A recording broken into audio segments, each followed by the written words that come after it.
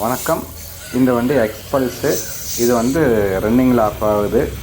அதுக்காக ஆஃப் ஆகிடுச்சுன்னா ஒரு கொஞ்சம் நேரம் முடிஞ்சதுக்கப்புறம் வந்து ஸ்டார்ட் ஆகும், மறுபடியும் ஆஃப் ஆகும். இது என்னோடய 100வது வீடியோ யூடியூப்பில். அப்போது இது வரைக்கும் நான் சப்போர்ட் பண்ணுங்கள், சப்ஸ்கிரைப் பண்ணுங்கன்னு எதுவுமே சொன்னதில்லை வீடியோவில். நீங்களாக பார்த்து ஏதோ பண்ணுங்கள்.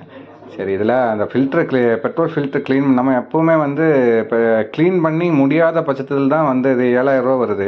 மாற்றுறது எல்லாமே வந்து மேக்ஸிமம் ட்ரை பண்ணிட்டு தான் பண்ணுவோம்.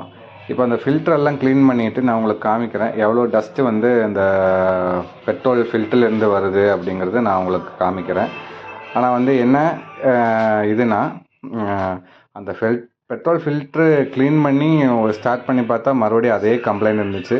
ஃபைனலாக வந்து அந்த பம்பு வந்து டைரக்ட் கனெக்ஷன் கொடுத்து பார்த்தேன், கம்ப்ளைண்ட்டு ஃபுல்லாகவே மாற்ற வேண்டியதாக போயிடுச்சு.